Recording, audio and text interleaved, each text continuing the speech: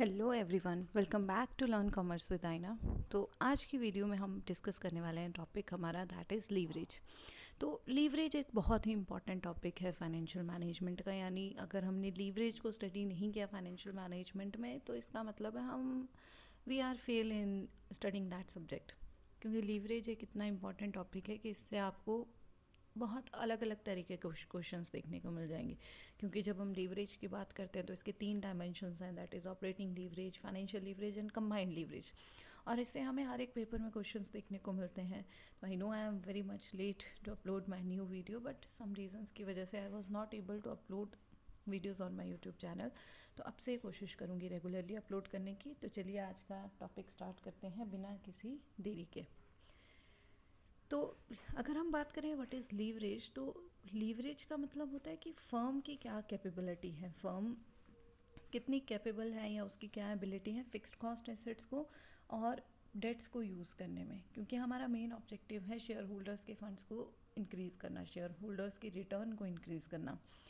That is the main objective of financial management की wealth maximisation हमें करना है। तो एक इंडिपेंडेंट वेरिएबल में चेंजेस लाने से हमारे डिपेंडेंट वेरिएबल के ऊपर क्या इम्पैक्ट पड़ता है। यानी अगर हम अपने डेट इक्विटी की रेशो में कुछ चेंज लेकर आते हैं तो हमारे फिक्स्ड कॉस्ट एसेट में क्या चेंज आता है, क्या इम्पैक्ट पड़ता है, ये सारी चीज़ें हमारे लीवरेज के अंदर बात करते हैं इसकी।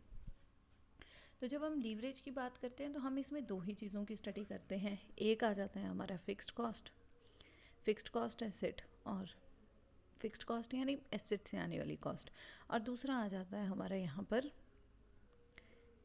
फिक्स्ड कॉस्ट के साथ साथ आ जाता है हमारे पास डेट, कि हम कितना डेट का यूज़ कर रहे हैं अपने ऑर्गेनाइजेशन में और इसका क्या इम्पेक्ट पड़ रहा है हमारे शेयर होल्डर्स की वेल्थ के ऊपर। तो ये दोनों ही leverage, fixed cost asset leverage को हम बोल देते हैं operating leverage, this is known as operating leverage, है ना। और जो डेट की बात हम करते हैं ये बन जाता है हमारा financial leverage, because it is a source of finance. तो मोस्ट ऑफ द टाइम्स हमें ये कन्फ्यूज़न रहती है कि फाइनेंशियल लीवरेज कौन सा है, ऑपरेटिंग लीवरेज कौन सा है। तो ऑपरेटिंग यानी डे टू डे ऑपरेशंस करने के लिए जो लीवरेज आपको देखने को मिलेगा तो वो फिक्स्ड कॉस्ट से रिलेट कर सकता है, फिक्स्ड कॉस्ट आएगी उसके लिए। और फाइनेंशियल लीवरेज यानी फाइनेंशियल फंड्स के लिए जो हम बात करते हैं, फाइनेंशियल जो अपनी रिक्वायरमेंट्स को फुलफ़िल करने के लिए जो हम वेरियस सोर्सेज का यूज़ करते हैं, तो जिसमें से एक सोर्स है हमारा डेट। तो फाइनेंशियल लीवरेज में हम बात कर लेते हैं डेट की। जब हम बात करते हैं लीवरेज की तो हमें इसमें दो चीज़ों के बीच में डिफरेंस क्लियर होना बहुत ज़रूरी है। एक टर्म आपको देखने को मिलेगी बिजनेस रिस्क, क्योंकि ये लीवरेज से ही रिलेट करती है इसलिए मैं आपको बोल रही हूँ। और एक टर्म आपको देखने को मिलेगी फाइनेंशियल रिस्क। तो जब हम बात करें बिजनेस रिस्क की तो business risk is also known as operating risk. यानी ये किससे रिलेट करता है अब हमारा ऑपरेटिंग लीवरेज के साथ, it is also known as operating risk. तो ऑपरेटिंग लीवरेज के साथ ये रिलेट करता है। यानी इसका हम कैसे पता लगा सकते हैं, earning before interest and tax के थ्रू। कितना आ रहा है आपका, उसके बेस पर हम इसकी कैलकुलेशन कर सकते हैं, उसके बेसिस पर हम इसको इवेलुएट कर सकते हैं कि earning before interest and tax हमारी कितनी है, इंटरेस्ट और टैक्स दिए बिना हम कितनी अर्निंग कमा रहे हैं। वहीं अगर हम फाइनेंशियल रिस्क की बात करें तो financial risk is associated with the debt, कि हम डेट का कितना यूज़ कर रहे हैं अपनी ऑर्गेनाइजेशन में और किस तरीके से उसका यूज़ कर रहे हैं। तो डेट टू एसेट रेशो क्या है, डेट कैपिटल हम कितनी यूज़ कर रहे हैं, उससे रिलेट करता है हमारा फाइनेंशियल रिस्क। अगर हम बिजनेस रिस्क की बात करें तो ये हमारे इकोनॉमिक एनवायरनमेंट का पार्ट है, और फाइनेंशियल रिस्क हमारे डेट कैपिटल का पार्ट है। तो फाइनेंशियल रिस्क में अगर हम बात करें there is no debt in the organisation, अगर आप डेट का यूज़ नहीं कर रहे हैं इसका मतलब there is no financial risk. If you are not using debt then there is no financial risk. अगर हम फाइनेंशियल सोर्सेज में डेट का यूज़ नहीं करेंगे तो हमारे फाइनेंशियल रिस्क भी क्या हो जाएंगे, ज़ीरो हो जाएंगे। और इसी फाइनेंशियल रिस्क को हम क्या है, मार्केट रिस्क भी बोलते हैं, this is also known as market risk. और इसी को हम क्रेडिट रिस्क भी बोलते हैं, मार्केट रिस्क के साथ साथ इसी को हम क्रेडिट रिस्क भी बोलते हैं। ये चीज़ एक्चुअली एडेड नहीं है स्लाइड में, बट मुझे लगा ये इंपॉर्टेंट है, बिकॉज अगर आप यूजीसी नेट या एचपी सेट या अदर स्टेट के सेट के लिए भी प्रिपेयर कर रहे हो तो वहाँ पर ये ऑब्जेक्टिव टाइप क्वेश्चंस में पूछा जा सकता है। तो financial risk is also known as market risk या credit risk because it is related to the debt funding. तो एक्सचेंज रेट रिस्क भी इसी को बोलते हैं, लिक्विडिटी रिस्क भी इसी को बोलते हैं। जबकि दूसरा रिस्क क्या है, ऑपरेशनल रिस्क है, यानी ऑर्गेनाइजेशन की रेपुटेशन का रिस्क है ना। तो ये इन दोनों के बीच में बेसिक डिफरेंस है, ठीक है। तो अब हम बात कर लेते हैं, हम लीवरेज की बात कर रहे थे, तो लीवरेज में हमें दो तरीके के ये देखने को मिलते हैं, operating leverage and financial leverage. और इसी के अलावा हम एक और चीज़ की बात करते हैं यहाँ पर, that is our combined leverage.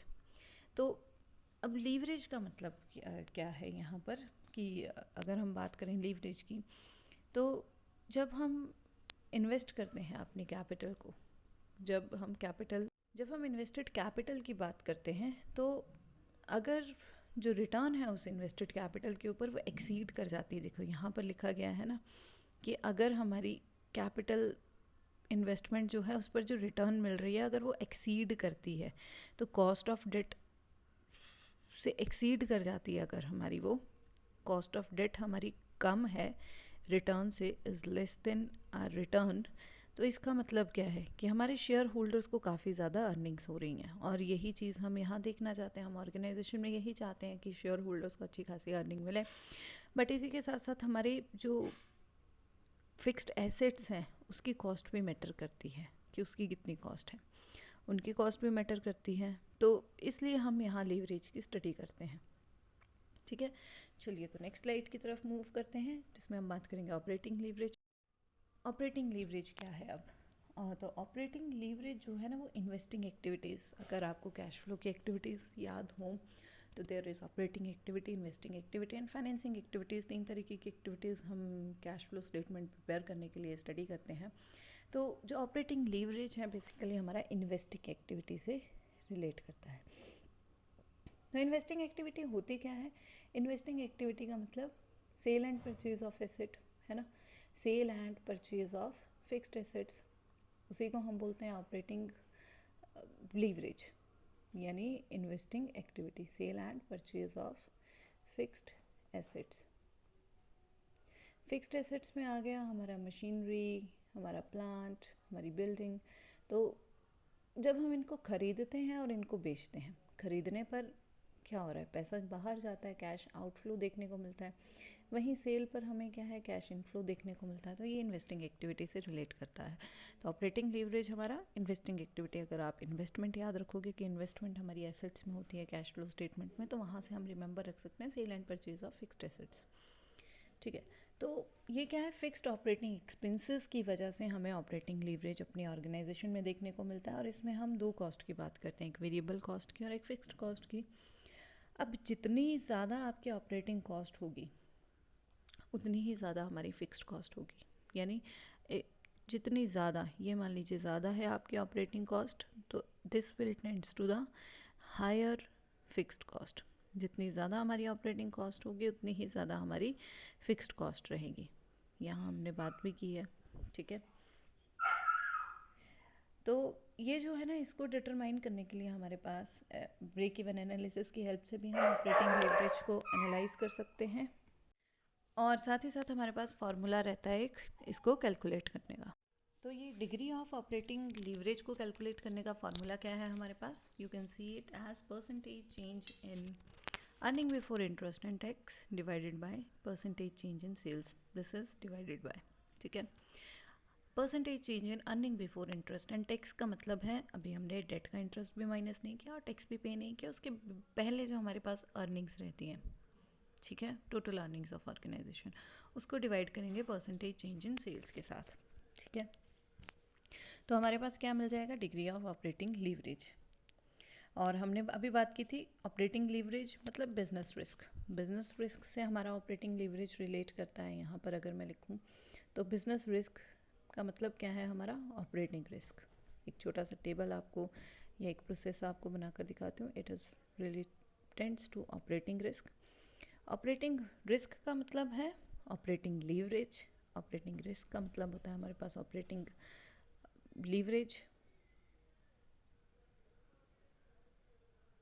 Operating leverage आ जाएगा यहाँ पर, और ऑपरेटिंग लीवरेज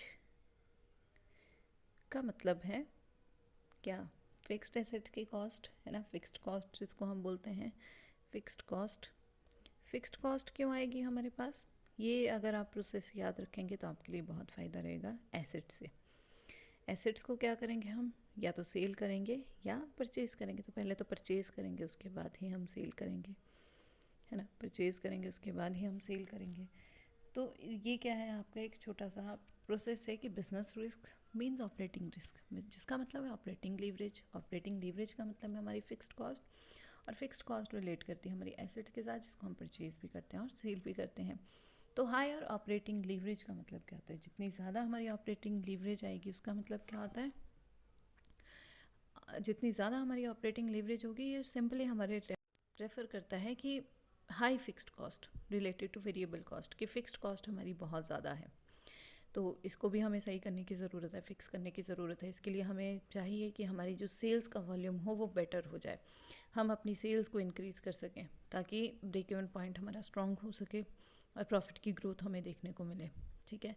वहीं लो ऑपरेटिंग लीवरेज का मतलब है आपकी वेरिएबल कॉस्ट ज़्यादा डोमिनेटिंग है, जिसका मतलब है कि रिस्क तो कम है। अगर हमारे लोअर ऑपरेटिंग रिस्क लीवरेज आएगा तो इसका मतलब रिस्क तो कम है, क्योंकि वेरिएबल कॉस्ट जो है वो डोमिनेटिंग है। बट इसी के साथ साथ प्रॉफिट की भी जो अप्रोप्रिएशन है वो कम होना स्टार्ट हो जाती है। प्रॉफिट की भी जो हमारी असम्पशन है या एक्सपेक्टेशन है वो भी कम होना शुरू हो जाती है, ठीक है। तो बेसिकली ऑपरेटिंग लीवरेज है क्या हमारे पास, जो हमारी फिक्स्ड एसेट्स के साथ रिलेट करता है, फिक्स्ड ऑपरेटिंग एक्सपेंसेस के साथ रिलेट करता है। और इसको कैलकुलेट करने का फार्मूला है डिग्री ऑफ ऑपरेटिंग लीवरेज को percentage change in profit divided by percentage change in sales. और ये तो बात हुई डिग्री ऑफ ऑपरेटिंग लीवरेज की। अगर हमसे बेसिक ऑपरेटिंग लीवरेज पूछा जाए तो ऑपरेटिंग लीवरेज का फार्मूला जो यहाँ स्लाइड में नहीं लिखा गया है, ऑपरेटिंग लीवरेज का फार्मूला रहता है हमारे पास contribution divided by operating profit, contribution divided by operating profits. और इसी फॉर्मूले का सिंपल वर्जन क्या, कंट्रीब्यूशन हमारे पास कैसे आता है, sales minus variable cost is equals to contribution, right. और ऑपरेटिंग प्रॉफिट का मतलब है यहाँ पर earning before interest and tax, EBIT, ठीक है। तो ये है हमारे ऑपरेटिंग लीवरेज का फार्मूला। वो तो डिग्री ऑफ ऑपरेटिंग लीवरेज का है परसेंटेज चेंज इन EBIT और percentage change in sales, but ये हमारे ऑपरेटिंग लीवरेज का फार्मूला है, ठीक है। तो ये दोनों फार्मूलेज हमें याद करना ज़रूरी है। इसके बाद हम बात करते हैं फाइनेंशियल लीवरेज की। तो financial leverage is associated with capital structure, it is associated with are capital structure. जो हम पढ़ चुके हैं, कैपिटल स्ट्रक्चर का मतलब डेट एंड इक्विटी की क्या रेशो होनी चाहिए हमारी, तो ये हमारा एसोसिएटेड है कैपिटल स्ट्रक्चर के साथ। तो फाइनेंशियल लीवरेज का मतलब है कि हम क्या रेशो लेकर चल रहे हैं डेट का, कितना डेट हम यूज़ कर रहे हैं एज़ कम्पेयर टू इक्विटी, कितना डेट आप ऑर्गेनाइजेशन में यूज़ कर रहे हो। तो ये फाइनेंसिंग एक्टिविटीज़ के साथ डील करता है हमारा, ठीक है। कैपिटल स्ट्रक्चर के साथ, कैपिटल स्ट्रक्चर में देखने को मिलेगा आपको फाइनेंशियल लीवरेज, और ये कौन सी एक्टिविटी को रिलेट करता है, हमारी फाइनेंसिंग एक्टिविटी को, financing activity of cash flow statement. तो इसमें हम देखते हैं कि कंपनी का जो अर्निंग बिफोर इंटरेस्ट और टैक्स है, और जो ऑपरेटिंग प्रॉफिट है, इनके बीच में रिलेशनशिप क्या है, यानी relationship between earning per share, relationship between earning per share and EBIT, इन दोनों के बीच में क्या रिलेशन है। बेसिक सी बात है, मतलब हम अपने शेयर होल्डर्स को क्या दे रहे हैं, शेयर होल्डर्स के लिए क्या अवेलेबल है, और हमारे ऑपरेटिंग प्रॉफिट्स क्या हैं, इन दोनों के बीच का बेसिकली हम रिलेशन यहाँ पर देखते हैं। तो इसी को हम क्या बोलते हैं, ट्रेडिंग ऑन इक्विटी भी इसी को बोला जाता है, also known as trading on equity. तो फाइनेंशियल लीवरेज या फाइनेंसिंग एक्टिविटी से रिलेट करता है। तो इसका मतलब क्या होता है कि फर्म की जो फिक्स्ड फाइनेंशियल चार्जेस हैं उनको यूज़ करने की क्या एबिलिटी है। फाइनेंशियल लीवरेज को हम क्या है, साथ ही साथ डबल एज स्वॉर्ड भी बोलते हैं, it is also known as double edge sword. क्यों बोलते हैं डबल एज स्वॉर्ड, वो अभी हम पढ़ेंगे इसमें। डबल एज का मतलब दोनों तरफ, ठीक है, डबल एज स्वॉर्ड।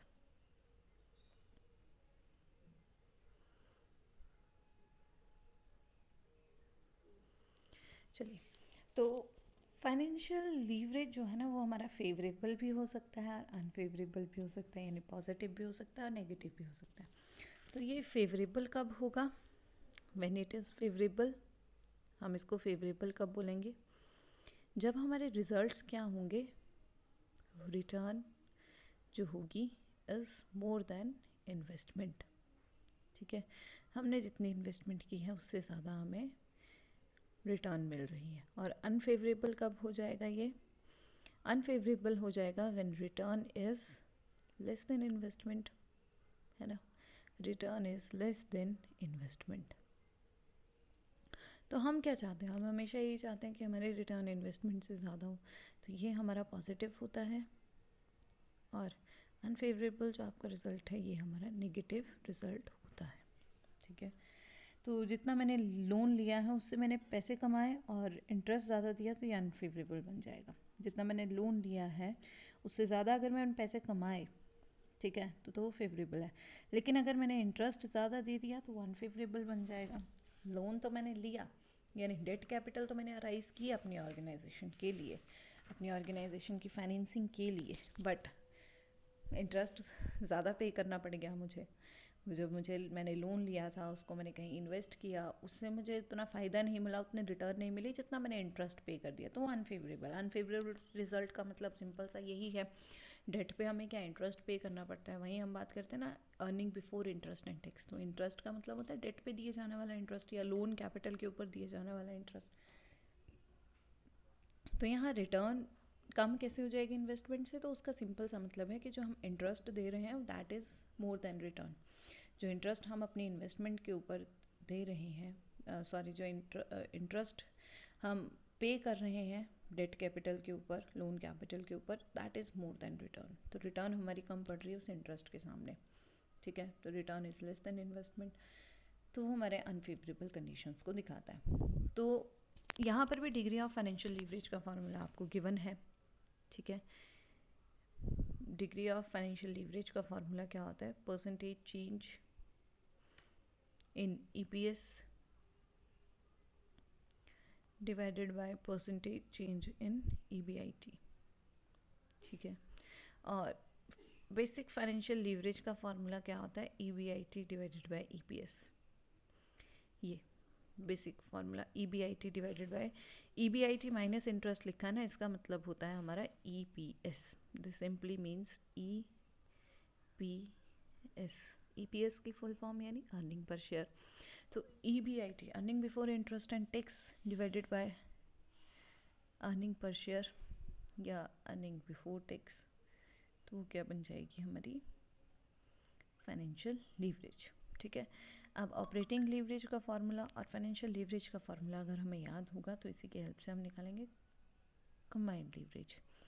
तो ऑपरेटिंग लीवरेज और फाइनेंशियल लीवरेज में क्या डिफरेंस है हम उसको भी स्टडी करेंगे। ठीक है, तो सबसे पहले हम कंबाइंड लीवरेज देख लेते हैं। कंबाइंड लीवरेज क्या होता है? कंबाइंड लीवरेज का मतलब होता है टोटल रिस्क असेसमेंट, क्योंकि हम फिक्स्ड एसेट्स का भी यूज़ करेंगे ऑर्गेनाइजेशन में और हम साथ ही साथ क्या है, लोन कैपिटल का भी यूज़ करेंगे, डेट का भी यूज़ करेंगे ऑर्गेनाइजेशन में। अब कोई भी ऑर्गेनाइजेशन कम्प्लीटली तो डेट के ऊपर डिपेंड नहीं रह सकती, क्योंकि हमने कॉस्ट ऑफ कैपिटल भी पढ़ा है। तो कैसे हम डेट की कॉस्ट कैलकुलेट करते हैं, शेयर्स की कॉस्ट कैलकुलेट करते हैं, एसेट्स की कॉस्ट कैलकुलेट करते हैं, हमने ओवरऑल कॉस्ट कैलकुलेशन करके देखा है। तो हर एक चीज़ की आपको कॉस्ट देखने को मिलती है। अगर तो बहुत ज़्यादा डेट की कॉस्ट होगी तो वो भी ऑर्गेनाइजेशन के लिए अच्छा नहीं है, और अदर कोई कॉस्ट भी नहीं होगी तो भी वो बात सही नहीं है। तो there is very important to have a balance between all of these things. तो इनके बीच में बैलेंस होना बहुत ज़रूरी है। तो कंबाइंड लीवरेज का मतलब होता है टोटल रिस्क असेसमेंट, कि हम ऑपरेटिंग लीवरेज भी देखने को मिलेगा, फाइनेंशियल लीवरेज भी देखने को मिलेगा ऑर्गेनाइजेशन में। ये दोनों चीज़ों के बीच में सही बैलेंस होना ज़रूरी है।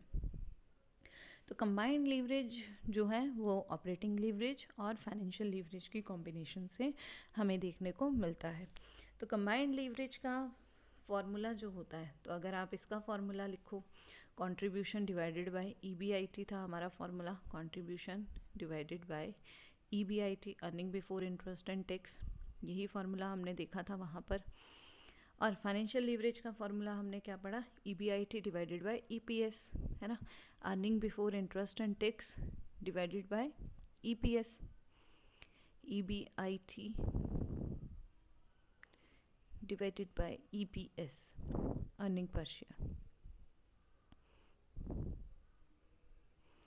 तो जब हम यहाँ इन दोनों के बीच में क्या लगा देंगे, मल्टीप्लिकेशन का साइन अगर हम लगा देंगे तो यहाँ हम देख सकते हैं अगर हम EBIT और EBIT को कट कर दो तो कंबाइंड लीवरेज का फॉर्मूला क्या बन जाता है, contribution divided by earning per share, या अर्निंग पर शेयर को ही हम क्या बोलते हैं, earning before tax, EBT, earning before tax, इसी को हम बोलते हैं। ठीक है, तो ये कंट्रीब्यूशन डिवाइडेड बाय EPS बन जाएगा हमारा कंबाइंड लीवरेज। तो ये देखिए कंबाइंड लीवरेज का मतलब है degree of leverage multiply by degree of operating leverage multiply by degree of financial leverage. तो इससे हमें पता चलता है EPS की सेंसिटिविटी के बारे में। ठीक है, यहाँ पर एग्जाम्पल भी दिया गया है आपको कि कितना % चेंज होने से हमें क्या रिजल्ट देखने को मिल रहा है। अब ये इसके कुछ एग्जांपल्स हैं कि फर्म का EBIT अगर 2 मिलियन है, इंटरेस्ट 400 की वो पे कर रहे हैं और 5 लाख हमारे शेयर्स हैं। तो हमें बताना है कि अगर डेट हम इशू करते हैं या रीपरचेज करते हैं शेयर्स को तो क्या इम्पैक्ट पड़ेगा उसके ऊपर। तो इसकी बेसिस पर हम इसकी कैलकुलेशन करेंगे। ठीक है, तो ये आप फार्मूला लगा सकते हो इसकी कैलकुलेशन। और ये इसी के आगे कुछ क्वेश्चंस हैं कैपिटल स्ट्रक्चर के क्वेश्चन की, weighted average cost of capital अगर मिनिमाइज है तो टैक्स शील्ड बेनिफिट क्या होता है, फाइनेंशियल डिस्ट्रेस कॉस्ट क्या है। तो ये ज़्यादा कुछ नहीं है, सिंपल सा मतलब है। कैपिटल स्ट्रक्चर में हम किस चीज़ की बात करते हैं, कैपिटल स्ट्रक्चर में बेसिकली हर एक ऑर्गेनाइजेशन के लिए यही सबसे ज़्यादा चैलेंजिंग टास्क रहता है कि वो एक ऑप्टिमम डेट इक्विटी मिक्स कैसे बनाए, मतलब ऑप्टिमम कैपिटल स्ट्रक्चर कैसे लेकर आए अपनी ऑर्गेनाइजेशन में। तो उसके लिए हम weighted average cost of capital जो है उसको मिनिमाइज़ करने की कोशिश करते हैं, टैक्स बेनिफिट्स को अवेल करने की हम बात करते हैं वहाँ पर, और साथ ही साथ हम क्या बात करते हैं कि फाइनेंशियल डिस्ट्रेस कॉस्ट जो है उसको भी सही करने की बात करते हैं। तो weighted average cost of capital को जब हम मिनिमाइज़ कर देंगे तो फर्म की वैल्यू को हम इंक्रीज़ कर पाएंगे। टैक्स को अगर हम टैक्स के बेनिफिट अगर हम उठाएंगे तो हम अपने शेयर होल्डर्स की वेल्थ को इंक्रीज़ कर पाएंगे और फाइनेंशियल डिस्ट्रेस कॉस्ट को भी सही कर पाएंगे। ठीक है, तो ये वही है रिस्क एंड रिटर्न क्या है मॉडर्न एरा में, तो उसके ये हमें बेनिफिट देखने को मिलेंगे। ठीक है, तो एट द एंड लीवरेज की अगर हम बात करें तो फाइनेंशियल लीवरेज का, तो कंक्लूजन की अगर हम बात करें तो फाइनेंशियल लीवरेज जो है वो सबसे इम्पॉर्टेंट टूल है शेयर होल्डर्स की वेल्थ को मैक्सिमाइज़ करने के लिए। बट ये इसका हम बेनिफिट तभी उठा पाएंगे अगर हम प्रॉपर रिस्क मैनेजमेंट करते हैं और फाइनेंशियल एनालिसिस करते हैं। तो इसके लिए हमें क्या क्या करना पड़ेगा, कैलिब्रेट फिक्स्ड कॉस्ट, इसका मतलब हमें फिक्स्ड कॉस्ट के ऊपर भी फोकस करने की ज़रूरत है। फिक्स्ड कॉस्ट का मतलब क्या है, हमारा ऑपरेटिंग लीवरेज के ऊपर फोकस करने की हमें ज़रूरत है। ऑपरेटिंग लीवरेज को भी ध्यान में रखना ज़रूरी है, तभी हम फाइनेंशियल लीवरेज को भी फिक्स कर पाएंगे। तो कितनी फिक्स्ड कॉस्ट आपने इनिशिएट करनी चाहिए आपको अपनी ऑर्गेनाइजेशन में, उस चीज़ को भी हमें ध्यान में रखना है। मॉनिटर की रेशोज़ का मतलब है जो मेन रेशोज़ हैं हमारे, डेट इक्विटी रेशोज़ हो गई, फिर इंटरेस्ट कवरेज हो गया हमारा, डिग्री ऑफ लीवरेज हो गया, फाइनेंशियल लीवरेज हो गया, कंबाइंड लीवरेज हो गया, ऑपरेटिंग लीवरेज हो गया। इन सभी को टाइम टू टाइम ट्रैक करना बहुत ज़रूरी है हमारे लिए। जब हम इन सभी रेशोज़ को टाइम टू टाइम ट्रैक करते रहेंगे तो हमें पता चलेगा कि हमारे कैपिटल स्ट्रक्चर की क्या पोजीशन है, और अगर वो नेगेटिव है तो उसे हमें उसी टाइम फिक्स करने की ज़रूरत है या नहीं है, या कितना नेगेटिव है वो, या कितना अच्छी पोजीशन है, ये सारी चीज़ें हमें उससे पता चलेंगी। साथ ही साथ आपको क्या करना है, you have to optimise your weighted average cost of capital. जो weighted average cost of capital का मतलब होता है ओवरऑल कॉस्ट ऑफ कैपिटल, तो उसको भी सही करने की ज़रूरत है। वो कैसे सही होगी, एक एप्रोप्रिएट मिक्स लेकर आकर डेट और इक्विटी का, यानी जो हमारा जिसको हम बोलते हैं ऑप्टिमम कैपिटल स्ट्रक्चर अगर आपके ऑर्गेनाइजेशन में रहेगा तो हम सही जो कैपिटल स्ट्रक्चर का यूज़ करेंगे अपनी ऑर्गेनाइजेशन में, तो वो ऑटोमेटिकली क्या करेगा, हमारी weighted average cost of capital को मिनिमाइज़ करेगा। और साथ ही साथ इवैल्यूएट एंड एक्ट का मतलब है रेगुलर बेसिस पर इन सारी चीज़ों को इवैल्यूएट कीजिए, और जहाँ पर एक्ट करने की ज़रूरत है उसी टाइम उस पर एक्शन लीजिए, सही प्लानिंग के थ्रू चलिए। तो आप इन सारे पॉइंट्स को जब आप फिक्स करोगे तो हम एट दी एंड हम क्या अचीव करना चाहते हैं, अपने शेयर होल्डर्स की वेल्थ को मैक्सिमाइज़ करना चाहते हैं, शेयर होल्डर्स की रिटर्न को इंक्रीज़ करना चाहते हैं, तो हम वो सारी चीज़ें कर पाएंगे। तो हमने इस कंक्लूजन में क्या समझा है कि फाइनेंशियल लीवरेज भले ही सबसे इम्पॉर्टेंट टूल है, बट उसके लिए हमें ऑपरेटिंग कॉस्ट को भी ध्यान में रखने की ज़रूरत है, weighted average cost of capital को भी ध्यान में रखने की ज़रूरत है, मेजर जो रेशियोज़ हैं उनको टाइम टू टाइम मॉनिटर करने की ज़रूरत है, और जहाँ हमें ज़रूरत पड़ेगी हमें इवैल्यूएशन के बाद हमें पता चलेगा कि हमें किस चीज़ को फिक्स करना है, तो उस चीज़ को उसी टाइम पर फिक्स करने की ज़रूरत है। जब हम इन सारी चीज़ों को ध्यान में रखेंगे तो हम अपने आप अपने ऑर्गेनाइजेशन के ऑब्जेक्टिव्स को, यानी जो फाइनेंशियल मैनेजमेंट के ऑब्जेक्टिव्स हैं उनको अचीव कर पाएंगे। तो अगर हम बात करें what is difference between operating leverage and financial leverage, तो ऑपरेटिंग लीवरेज कौन सा किस चीज़ से रिलेट करता है, लीवरेज कौन सी कॉस्ट से रिलेट करता है, ऑपरेटिंग कॉस्ट यानी फिक्स्ड कॉस्ट एसेट्स के साथ। वहीं फाइनेंशियल लीवरेज हमारा किसके साथ रिलेट करता है, डेट का यूज़ जो करते हैं हम कंपनी के कैपिटल स्ट्रक्चर में उसके साथ। अगर हम मेज़रमेंट की बात करें कि क्या मेज़र करता है, तो ऑपरेटिंग लीवरेज से हमें फिक्स्ड ऑपरेटिंग कॉस्ट का इम्पैक्ट पता चलता है कि कितना इम्पैक्ट डाल रहा है वो हमारे ऑर्गेनाइजेशन पे, हमारे शेयर होल्डर्स की वेल्थ पे। वहीं फाइनेंशियल लीवरेज का इम्पैक्ट अगर हम देखें तो इंटरेस्ट एक्सपेंसेस कितने हैं हमें और क्या इफेक्ट पड़ेगा उसका, हम उस चीज़ को एनालाइज कर सकते हैं उसकी हेल्प से। ऑपरेटिंग लीवरेज में हम रिलेशनशिप देखते हैं earning before interest and tax और सेल्स के बीच में, है ना, contribution and earning before interest and tax, तो सेल्स और इसके बीच में हम रिलेशनशिप देखते हैं। वहीं फाइनेंशियल लीवरेज में हम earning before interest and tax और अर्निंग पर शेयर के बीच में हम ये दोनों चीज़ें देखते हैं। अब earning before interest and tax and EPS क्यों याद रखना है फाइनेंशियल लीवरेज में, because financial leverage is related to date.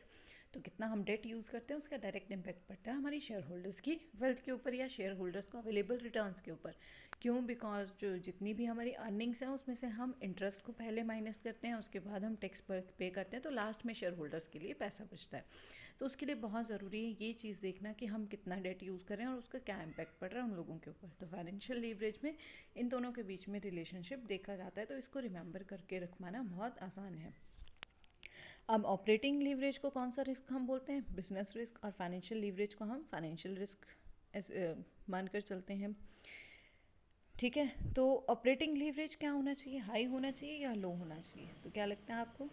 Basically operating leverage हमारा लो होना चाहिए, क्योंकि फिक्स्ड कॉस्ट एसेट्स का हम ज़्यादा से ज़्यादा यूज़ नहीं करेंगे ऑर्गेनाइजेशन में, तो वो हमारे लिए बेटर रहेगा। वहीं फाइनेंशियल लीवरेज क्या होना चाहिए, हायर होना चाहिए जब हमारी रिटर्न क्या होगी, हायर होगी। ठीक है, हाई तभी चलेगा ये अगर जो हमारी रिटर्न है कैपिटल एम्प्लॉयड जितनी हमने इन्वेस्ट की है उसके ऊपर अगर हमें रिटर्न ज़्यादा मिल रही है, तभी ये हायर हमारे लिए फेवरेबल रहेगा। और फॉर्मूले तो हमें पता है, डिग्री ऑफ ऑपरेटिंग लीवरेज क्या है, कंट्रीब्यूशन डिवाइडेड बाय ईबीआईटी, और फाइनेंशियल लीवरेज के लिए क्या फॉर्मूला है, EBIT divided by EPS. Simple सा फॉर्मूला है। और कंबाइंड लीवरेज का क्या फॉर्मूला है, ईबीआईटी आपका कट गया था, तो क्या फॉर्मूला रह गया था हमारे पास, contribution divided by earning per share या ईबीटी हम इसको बोलते हैं। ठीक है, और अगर हमें बोल दिया जाए what is degree of combined leverage, तो that is your percentage change in earning per share divided by percentage change in sales. ठीक है, वो फॉर्मूला हम उस तरीके से हमें देखने को मिल जाएगा, सेम कहीं मल्टीप्लिकेशन लगाकर आप उसको निकाल सकते हो। तो ये था हमारा लीवरेज के बारे में। आई होप आपको क्लियर होगा कि लीवरेज क्या है, कैसे उसको कैलकुलेट करना, और फाइनेंशियल लीवरेज किससे रिलेट करता है और ऑपरेटिंग लीवरेज किससे रिलेट करता है। So thank you so much for watching the video अच्छा लगा हो तो इसको लाइक करें, शेयर करें, चैनल को सब्सक्राइब करना ना भूलें, और कमेंट सेक्शन में अपने अच्छे कमेंट्स ज़रूर बताकर जाएँ, और इस टॉपिक को ज़रूर कवर करें बिकॉज ये हर एक पेपर के लिए बहुत इंपॉर्टेंट है। फाइनेंशियल मैनेजमेंट में लीवरेज की बहुत ज़्यादा इंपॉर्टेंस है, तो इसको ज़रूर स्टडी करें। Okay, thank you so much, keep learning, keep growing.